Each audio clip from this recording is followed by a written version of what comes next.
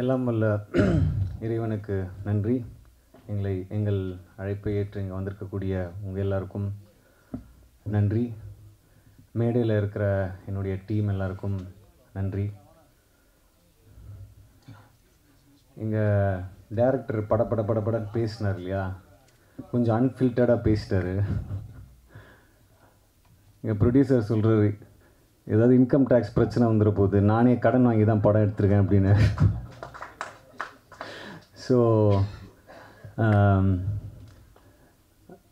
So ரொம்ப கஷ்டப்பட்டு பல அப்டக்கிள்ஸ், பல டிலேஸை தாண்டி அடித்து பிடிச்சி ஒரு மாதிரி கடைசியில் இங்கே வந்திருக்கோம். ரொம்ப சந்தோஷமாக இருக்குது. முதல்ல இந்த மாதிரி ஒரு கதையை என்னால் பண்ண முடியும்னு என் மேலே நம்பிக்கை வச்சு இதை கொடுத்த இயக்குனர் சண்முகம் சாருக்கு என்னுடைய நன்றியை தெரிவிச்சுக்கிறேன். இந்த பையன், அதாவது என்ன தான் சொல்கிறேன், ஒரு பாய் நெக்ஸ்ட் டோர், ஒரு லவர் பாய், ஒரு ஆங்க்ரி யங் மேன், இந்த மாதிரி படங்கள்லாம் பண்ணிகிட்டு இருந்தீங்க. ஸோ திடீர்னு ஒரு ஆக்ஷன், இது உங்களுக்கு ஓகேயா, செட் ஆகுமா அப்படின்ற மாதிரிலாம் ஒரு சில பேர் கேட்டிருந்தாங்க.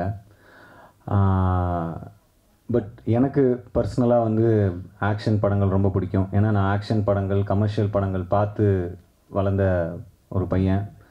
ரஜினி சார் படமாக இருக்கட்டும், விஜய் சார் படமாக இருக்கட்டும், அஜித் சார் படமாக இருக்கட்டும், FDFS விசில் அடித்து 10 ரூபா டிக்கெட் வாங்கி பார்த்த பல கோடி ரசிகர்களில் நானும் ஒருத்தன். ஸோ பட் அதுக்கான கரெக்டான டைமும் கரெக்டான ஸ்கிரிப்டும் வந்தால் மட்டும்தான் அது தொடணும் அப்படின்றது வந்து ஒரு மைண்ட் செட்டாக இருந்தது. ஸோ டீசல் கதையை கேட்கும்போது எனக்கு இந்த மாதிரி ஒரு உலகம், இதை நம்ம கடந்து, இதை நம்ம பார்த்து, இதை நம்ம வந்து கேள்விப்பட்டிருப்போம், கடந்து போயிருப்போம். பட் இது எங்கே ஆரம்பிக்குது, இது உள்ளே என்ன நடக்குது, இந்த வேர்ல்டுக்குள்ளே நடக்கிற, இந்த மாஃபியாவில் நடக்கிற விஷயங்கள் என்ன அப்படின்னு நமக்கு தெரியாது. ஸோ க்ரூட் ஆயில் அப்படின்றது கருப்பு தங்கம் அப்படின்னு சொல்கிறாங்க. தங்கத்தை விட ரொம்ப முக்கியமான, உலகம் இயங்கிறதுக்கு ஒரு முக்கியமான விஷயமாக பார்க்கக்கூடிய ஒரு பொருளாக இருக்குது கருப்பு தங்கம்னு சொல்கிற அந்த க்ரூட் ஆயில். ஸோ அதுலேருந்து கிட்டத்தட்ட 165க்கும் மேலே பை ப்ராடக்ட்ஸ் வருது. ஸோ பெட்ரோல், டீசல்லேருந்து ஆரம்பித்து தார், அது மாதிரி LPG, நம்ம மண்ணெண்ணெய், இந்த மாதிரி நிறைய வந்துகிட்டே இருக்குது. ஸோ இந்த மாதிரி விஷயங்கள்லாம் டைரக்டர் வந்து இந்த கதையை நரேட் பண்ணும்போது, சொல்லும்போது இந்த வேர்ல்டு ரொம்ப இன்ட்ரெஸ்டிங்காக இருந்தது. ஸோ அதனால தான் இந்த படம் பண்ணணுன்ற ஒரு ஆசை இருந்தது. நம்ம எடுத்தோம் கவுத்தோம் அப்படின்னு ஆக்ஷன் படம் பண்ணோம், 4 பேர் அடிக்கணும், கமர்ஷியலாக ஒரு 2 சாங் இருக்கணும், ஹீரோயினை ரொமான்ஸ் பண்ணோம் அப்படின்ற இன்டென்ஷனில் பண்ண படம் இல்லை. ஸோ இந்த படம்லாம் ஷூட்லாம் முடிச்சுட்டு ரீசெண்டாக ட்ரெய்லர் வந்தது. எனக்குள்ளேயே ஒரு சின்ன சந்தேகம் இருந்தது. சரி, உண்மையாகவே நம்ம கான்ஃபிடென்ஸோடு பண்ணிட்டோம் அந்த படத்தை, ஆடியன்ஸ் இதை எப்படி பார்க்க போகிறாங்க, இந்த புது நான் எடுத்துருக்கிற இந்த ஆக்ஷன் அவதாரை எப்படி ரிசீவ் பண்ண போகிறாங்க அப்படின்ற ஒரு சின்ன தயக்கமும் ஒரு சின்ன பயமும் இருந்தது. ட்ரெய்லர் வந்ததுக்கப்புறம் யாரும் பெருசாக திட்டலை. ஸோ அதுவே ஒரு பெரிய மெரிட்டாக எனக்கு ஃபீல் ஆச்சு. அதுக்கப்புறம் முந்தானேத்து STR அண்ணன் கால் பண்ணார். கால் பண்ணிவிட்டு, இந்த மாதிரி ட்ரெய்லர் பார்த்தேன்டா, பர்ஃபார்மன்ஸு அது இதெல்லாம் தாண்டி எனக்கு ஒரு விஷயம் ரொம்ப பிடிச்சிருந்தது அப்படின்னு சொன்னார். உன்னுடைய பாடி லாங்குவேஜ் அண்ட் நீ ஒரு ஆக்ஷன் ரோல் பண்ணுற, ஒரு ஹீரோயிசமாக ஒன்று பண்ணுறன்னும் போது அதில் ஒரு மீட்டர் ரொம்ப முக்கியம், அந்த மீட்டரை நீ அளவாக கரெக்டாக பண்ணியிருக்க அப்படின்னு சொன்னார். ஸோ அவர்கிட்டேருந்து வரும்போது அது ஒரு பெரிய ஒரு கான்ஃபிடென்ஸை கொடுத்துச்சு. ஏன்னா இதோட நீ அதிகமாக பண்ணனா ரொம்ப ஜாஸ்தியாக இருக்கும். ஏன்னா நீ இப்போ தான் ஸ்டார்ட் பண்ணுற, ஆக்ஷன் படங்கள் பண்ண இப்போ தான் ஸ்டார்ட் பண்ணுற, ஸோ கரெக்டாக இருக்குது அப்படின்ற மாதிரி அவர் சொன்னார். ஸோ ஒரு சின்ன கான்ஃபிடென்ஸை கொடுத்தது. ஸோ இது எல்லாத்தையும் தாண்டி ஆடியன்ஸுக்கு இந்த படத்தில் வந்து நான் முன்னாடியே சொன்ன மாதிரி, எல்லோரும் சொன்ன மாதிரி, இந்த பார்க்காத ஒரு உலகம். ஸோ ட்ரெய்லரில் வந்து நீங்கள் ஆயில், பெட்ரோல், டீசல், மாஃபியா இதை பற்றி தான் மேக்ஸிமம் போர்ட்ரே பண்ணியிருக்கோம் ட்ரெய்லரில். அண்ட் இதில் இன்னொரு விஷயமும் செகண்ட் ஹாஃபில் டிஸ்கஸ் பண்ணியிருக்கோம்.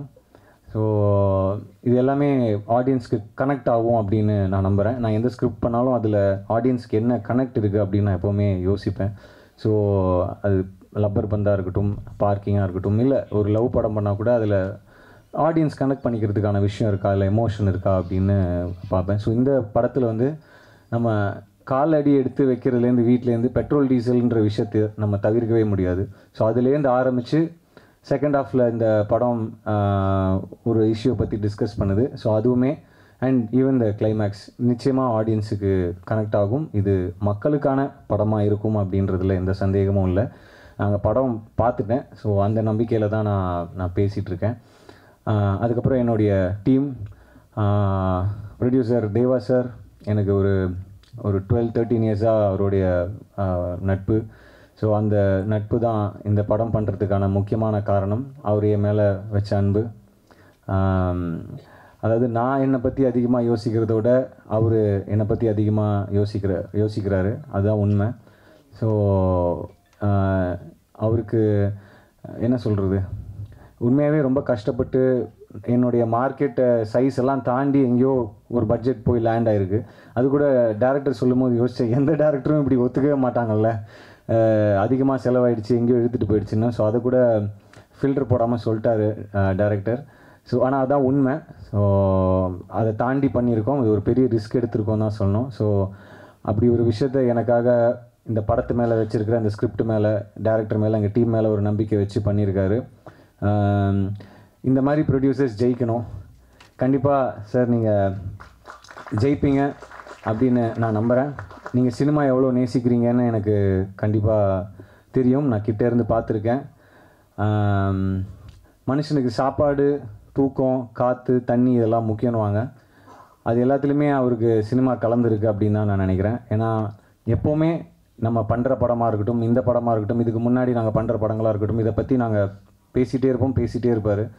ஸோ அந்த சினிமா நிச்சயமாக அவங்கள கைவிடாதுன்னு நான் நம்புகிறேன் தேவா சார். அதுக்கு உதாரணமாக இப்போது ஒரு படம் லோகான்னு ஒரு படம் வந்தது. ஸோ உண்மையாகவே அது ஒரு பெரிய கான்ஃபிடென்ஸை கொடுத்தது. ஒரு ஃபீமேல் ஓரியன்ட் சப்ஜெக்ட், அவ்வளோ பெரிய பட்ஜெட், பட் அவங்க அந்த படம் மேலே வச்ச நம்பிக்கை, அந்த அந்த ப்ரொடியூசர் அந்த படம் மேலே, அந்த கதை மேலே வச்ச நம்பிக்கை, அது வந்து அவங்களுக்கு பல மடங்கு ஈட்டி கொடுத்துருக்கு. தயவு செஞ்சு நான் இந்த படத்தையும் அந்த படத்தையும் கம்பேர் பண்ணுறேன்றது மட்டும் தம்ப்நெயிலாக போட்டுறாதீங்க. நான் சொன்னது ஒரு எமோஷன், நான் சொன்னது அந்த ஸ்கேல், நான் சொன்னது அந்த ஒரு mind set as a producer தான் சொல்ல வரேன். ஸோ அந்த மாதிரி நிச்சயமாக சார் சினிமா அவங்கள நான் சொன்ன மாதிரி கைவிடாது. அண்ட் ஆடியன்ஸும் இதை வரவேற்பாங்க. இந்த படம் மட்டும் இல்லை, நீங்கள் அடுத்தடுத்து தயாரிக்க போகிற மற்ற படங்களுக்கும் சரி. ஸோ அண்ட் கூட நடித்த அத்தனை பேருக்கும் என்னுடைய மனமார்ந்த நன்றிகளை தெரிவிச்சுக்கிறேன். ஏன்னா இது ஒருத்தருடைய உழைப்பு கிடையாது, ஒரு 10 பேரோட உழைப்பு கிடையாது. கண்ணுக்கு தெரியாத நூற்றுக்கணக்கான மக்கள் இந்த படத்துக்காக உழைச்சிருக்காங்க. ரொம்ப முக்கியமாக மீனவர்கள். நாங்கள் கடலில் வந்து கிட்டத்தட்ட ஒரு 30 நாட்களுக்கு மேலே ஷூட் பண்ணோம். ஸோ எந்த ஒரு அசம்பாவிதமும் இல்லாமல் எங்கள் எல்லாரையும் சேஃபாக உள்ளே கூட்டு வந்து ஒவ்வொரு நாளும், ஒவ்வொரு நிமிஷமும், ஒவ்வொரு செகண்டும் எங்களை சேஃபாக பார்த்துக்கிட்ட அத்தனை மீனவர்களுக்கும் இந்த நேரத்தில் நான் நன்றியை தெரிவிச்சுக்கிறேன். ஏன்னா அவ்வளோ ஈஸி கிடையாது உள்ளே போய் ஷூட் பண்ணிட்டு வருது. அண்ட் அதுவும் அவங்களோட ஹெல்ப் இல்லாமல் நம்ம ஃபர்ஸ்ட் ஆஃப் ஆல் உள்ளே போக முடியாது. அவங்களுக்கு தான் தெரியும் அந்த காற்று வாட்டத்துக்கு எப்படி போக முடியும், எந்த இடத்துல நிற்கணும், எந்த இடத்துல ஆங்கர் போடணும். ஸோ இந்த மாதிரி விஷயங்கள் எல்லாமே எங்களுக்கு சேஃபாக பண்ணி கொடுத்தாங்க. ஸோ அவங்களுக்கு நன்றியை தெரிவிச்சுக்கிறேன். அப்புறம் எடிட்டர், எனக்கு தெரிஞ்ச கடைசி 2 வருஷமாக அவருக்கு சிவராத்திரி தான் நினைக்கிறேன். அவர் தூங்கியிருக்காரா, சரியாக தூங்கினாரா கூட எனக்கு தெரியல. ஏன்னா எப்போதுமே ஏதாவது ஃபுட்டேஜ் வந்துகிட்டே இருக்கும், அதை எடிட் பண்ணிகிட்டு இருப்பாங்க, இப்படி வைப்பாங்க, அப்படி வைப்பாங்க, இதை பண்ணுவாங்க, அதை பண்ணுவாங்க.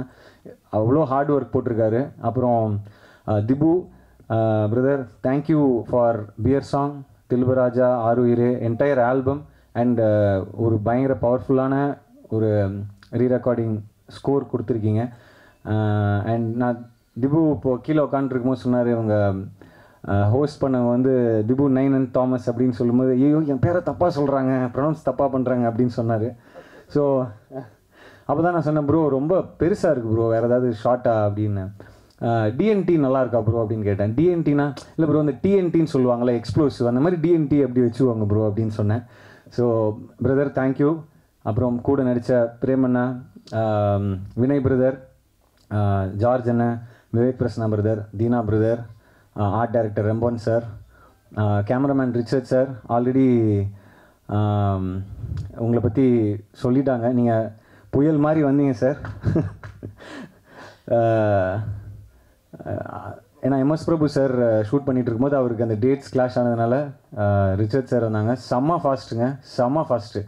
அதாவது ஆல்ரெடி டேரக்டர் படப்படான்னு இருப்பார், அதுக்கு மேலே ஃபாஸ்ட்டாக இருந்தார் அவர். ஸோ ஆனால் அது என்ன நம்ம நினச்சோமோ அதை நம்ம அந்த குறிப்பிட்ட டைமில் சூப்பராக எங்களுக்காக ஷூட் பண்ணி கொடுத்ததுக்கு ரொம்ப நன்றி ரிச்சர்ட் சார். அண்ட் எம்எஸ் பிரபு சாருக்கும் இந்த நேரத்தில் நன்றியை தெரிவிச்சுக்கிறேன். அப்புறம் படத்தில் வேறு யார் விட்டேன், ரிஷி பிரதர், அப்புறம் எஸ்பி சினிமாஸ். இவ்வளோ பெரிய என்னடா அவங்க இவ்வளோ பெரிய பட்ஜெட்டுன்னு சொல்கிறாங்களேன்னு, ஏதோ நாங்கள் ஏதோ ரொம்ப அப்படிலாம் இல்லை, நம்ம ஸ்கேலுக்கு அது பெரிய பட்ஜெட், ஸோ அதனால தான் பெரிய பட்ஜெட்டுன்னு சொல்கிறோம். ஸோ இந்த மாதிரி ஒரு படத்தை ஹேண்டில் பண்ணும்போது முக்கியமாக க்ரௌடு சீக்வன்சஸ்லாம் இருக்கும்போது நிறைய tanker loris, fishermen, launch, boat, கடல் அப்படின்னும் போது அதை கோஆர்டினேட் பண்ணி அதை செட் பண்ணி அதை அசம்பிள் பண்ணுறது ஒரு ஈஸியான ஒர்க் இல்லை. ஸோ எஸ்பி சினிமாஸ் அந்த ப்ரொடக்ஷனை பார்த்துக்கிட்டாங்க. எந்த ஒரு கவலையும் இல்லாமல் நாங்கள் தைரியமாக ஷூட் பண்ண முடிஞ்சதுன்னா அதுக்கு காரணம் எஸ்பி சினிமா, சங்கர் சார், அப்புறம் அவங்களுடைய டீம், கிஷோர் சார், ஜெய், இந்த மாதிரி நிறைய பேரை சொல்லணும். நான் டேரக்டர் ஐ திங்க் கிட்டத்தட்ட இந்த எட்டி பார்ப்பாங்கல்ல ஃப்ரேமில், அவரை தவிர எல்லாருக்குமே தேங்க்ஸ் சொல்லிட்டாருன்னு நினைக்கிறேன். ஸோ அவ்வளோ பெரிய லிஸ்ட்டு சொல்லிட்டீங்க. ஸோ அதுதான் இது ஒரு முயற்சி. இந்த படம் ப்ரெஸ், மீடியா எல்லா படத்துக்கும் எனக்கு பெரிய ஆதரவு கொடுத்துருக்கீங்க. இந்த படத்துக்கும் உங்களுடைய ஆதரவு இருக்கும். இன்னும் ஒரு சில நாட்கள் தான் இருக்குது. ஸோ அந்த நேரத்தில் நம்ம என்ன சொல்லுவோம், இதுக்கு மேலே எல்லாம் அவன் தான் பார்த்துப்பான் அப்படின்ற மாதிரி, இதுக்கு மேலே எல்லாம் நீங்கள் தான் பார்த்துக்கணும்.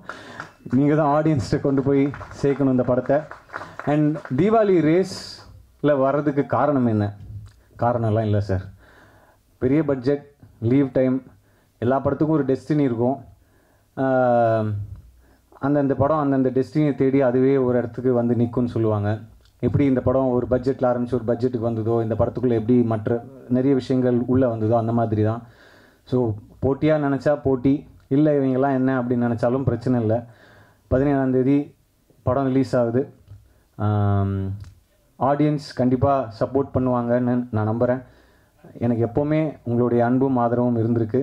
ஸோ அது தொடர்ந்து இருக்கும். இந்த படத்துக்கும் சரி, அடுத்து வர படங்களுக்கும் சரி. அண்ட் நானும் நிச்சயமாக ரொம்ப கான்ஷியஸாக நல்ல படங்கள், நல்ல கதாபாத்திரங்கள் சூஸ் பண்ணி பண்ணணுன்றது தான் என்னோடய ஆசை.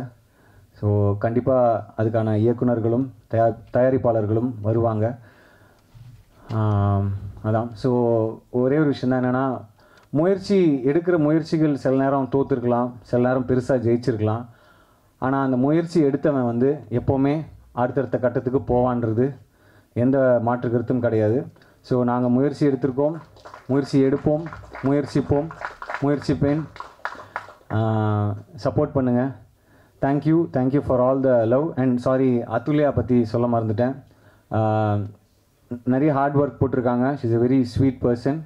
ஏன்னா அந்த கடலுக்குள்ளெல்லாம் ஷூட்டிங் பண்ணும்போது நம்ம காலையில் ஒரு 7-8 மணிக்கு போனோம்னா திருப்பி ஒரு 3-4 மணி வரைக்கும் கரைக்கு போக முடியாது. ஸோ அந்த மாதிரி நேரத்தில் ஒரு ரொம்ப கஷ்டமாக இருக்கும். பசங்க நம்ம அட்ஜஸ்ட் பண்ணிக்கலாம், பட் அவங்களுக்கு ரொம்ப கஷ்டமாக இருக்கும். அந்த மாதிரி பல விஷயங்களை அட்ஜஸ்ட் பண்ணிக்கிட்டு ரொம்ப கோஆப்ரேட்டிவாக ஷூட் பண்ணதுலேயும் சரி, ஷூட்டிங் ஸ்பாட்டில் நிறைய சேட்டை பண்ணதுலேயும் சரி, ரொம்ப நான் கொஞ்சம் அப்படியே டென்ஷனாகவே இருப்பேன். ஆனால் கூட இருக்கிறவங்க தீனா பிரதர், அப்புறம் தங்கதுரை, இவங்கெல்லாம் தான் கொஞ்சம் ஜோக் அடிச்சுட்டு ஜாலியாக கலாய்ச்சிட்டு அப்போ தான் கொஞ்சம் மூடே மாறும். ஏன்னா இவர் நம்மளை படபடப்பாகவே வச்சுருப்பார் இயக்குனர். என்னடா இது அவரை பற்றி எப்போவுமே கம்ப்ளைண்ட் சொல்கிற மாதிரியே சொல்கிறேன்ல. எப்படின்னா என்ன சொல்கிறது, ரொம்ப எக்ஸ்ட்ரீம்லி ஹார்ட் ஒர்க்கிங் பர்சன். நான் டைலாக் ஷீட் எனக்கு ஒரு நாள் முன்னாடி கொடுப்பாங்க. ஆனால் அடுத்த நாள் வந்து பார்த்தா காலைல உட்காந்து எழுதிட்டு இருப்பார், ஃபுல் சீன் அடிச்சுட்டு ஃப்ரெஷ்ஷாக. ஐயோ டைலாக் மாற்றுறீங்களா அப்படின்னு. இல்லை கொஞ்சம் தான் அப்படின்னு சொன்னோன்னே ஒரு 4 பக்கத்து டைலாக் எழுதி வச்சுருப்பாரு. என்னங்க 4 பக்கத்துக்கு எழுதி வச்சுன்னு கேட்டால், இல்லை அது சுருக்கி உங்களுக்கு ஒரு 10 நிமிஷத்தில் கொடுக்குறேன்னு. ஸோ அந்த மாதிரி லாஸ்ட் மினிட் வரைக்கும் அவருடைய ஒர்க், டைலாகாக இருக்கட்டும், சீன் கன்சீவ் பண்ணுற விதமாக இருக்கட்டும், அது ஸ்டேஜ் பண்ணுற விதமாக இருக்கட்டும், அது இருந்துக்கிட்டே இருக்கும். ஸோ அந்த அயராத உழைப்புக்கு கண்டிப்பாக தீனா பிரதர் சொன்ன மாதிரி கைத்தட்டுற மாதிரி ஒன்று பண்ணுங்கள், கைத்தட்டுவாங்கன்ற மாதிரி கண்டிப்பாக உங்களுக்கு அந்த கிரெடிட்ஸ் வந்து சேரும்னு நான் நம்புகிறேன். இந்த தீபாவளிக்கு எல்லாரை பற்றியும் சொல்லிட்டேன்னு நினைக்கிறேன். யார் பற்றியாவது மறந்துருந்தேன்னா சாரி. கூட நடித்தவங்க, டெக்னீஷியன்ஸ் எல்லாருக்கும், என்னுடைய டீம், என்னுடைய பர்சனல் டீம் எல்லாருக்குமே நன்றியை தெரிவிச்சுக்கிறேன். மறுபடியும் நீங்கள் எல்லோரும் இங்கே வந்ததுக்கு ரொம்ப ரொம்ப நன்றி. சப்போர்ட் பண்ணுங்கள், உங்களுக்கு பிடிக்கும்னு நாங்கள் நம்புகிறோம். எல்லாருக்கும் என்னுடைய அன்பு மட்டுமே. வணக்கம். நேற்று பெங்களூரில் ப்ரெஸ் மீட் முடிச்சுட்டுன்னா ஒரு டார்லிங் சொன்னார், அதுதான் அதேதான். ஒரு முக்கியமான விஷயத்தை மறந்துட்டேன். வெற்றிமாறன் சாருக்கு எத்தனை கோடி நன்றிகள் சொன்னாலும் அது பத்தாது. டீம் சார்பாகவும் என் சார்பாகவும் வெற்றி சார், தேங்க்யூ சார். ஏன்னா இந்த படத்துக்கு வாய்ஸ் ஓவர் பேசுகிறதுக்காக ஒரு முக்கியமான போர்ஷன் இருக்குது. நீங்கள் இந்த திலீபராஜா சாங்க்கு நடுவில் பார்த்துருப்பீங்க. ஸோ அது ரொம்ப முக்கியமான ஒரு படத்தை பற்றி ஒரு சுருக்கமாக சொல்கிற மாதிரியான ஒரு வாய்ஸ் ஓவர். ஸோ அதை வந்து வெற்றிமாறன் சார் பேசினா நல்லாயிருக்கும், அது ஆடியன்ஸ்க்கு கரெக்டாக போய் சேரும், கனெக்ட் ஆவாங்க அப்படின்ற ஒரு நம்பிக்கையில் போய் கேட்டோம். ஸோ வாய்ஸ் ஓவர் பேசுகிறேன்னு இல்லை, நான் முதல்ல படத்தை பார்க்கணும், அப்புறம் தான் என்னால் வாய்ஸ் ஓவர் பேச முடியும்னு சொல்லிட்டு அவர் நினச்சிருந்தா ஒரு அரை மணி நேரத்தில் அந்த வாய்ஸ் ஓவர் பேசிவிட்டு அவர் வேலையை பார்த்துட்டு போயிருக்கலாம். ஏன்னா அவரும் அடுத்தடுத்த நிறைய படைப்புகளுக்காக ரெடி ஆகிட்டு இருக்காரு. பட் அவர் டைம் எடுத்து படத்தை பார்த்து சில சஜஷன்ஸ் கொடுத்தாரு. அதை வந்து வலைத்தளங்களில் வந்து சில பேர் வந்து வெற்றிமாறன் சார் வந்து பார்த்தாராம், அவரோட அசிஸ்டன்ட் தான் இவர் அப்படின்னு. இவருக்கும் வெற்றிமாறன் சாருக்கு எந்த சம்மந்தமும் கிடையாது. உண்மையாகவே அவர் மேலே இருக்கிற அன்புனாலையும் நம்ம ஆல்ரெடி அவருக்கு பழக்கம் அப்படின்றனாலையும் வந்து வாய்ஸ் ஓவர் பேசி கொடுத்து சில சஜஷன்ஸ் கொடுத்தாரு. Thank you Vetrimaaran sir, we love you sir. நீங்கள் தான் சொல்கிறீங்களா சார்?